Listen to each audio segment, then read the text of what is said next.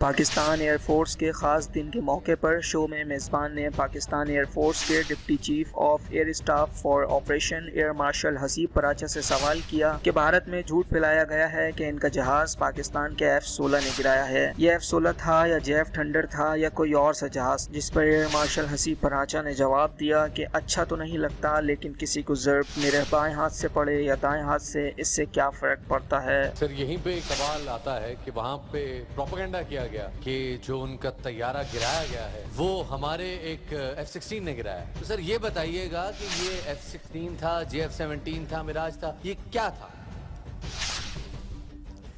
अच्छा तो नहीं लगता, लेकिन किसी को ज़र्ब पड़े वो मेरे बाएं हाथ से पड़े या दाएं हाथ से, उससे क्या फर्क पड़ता है।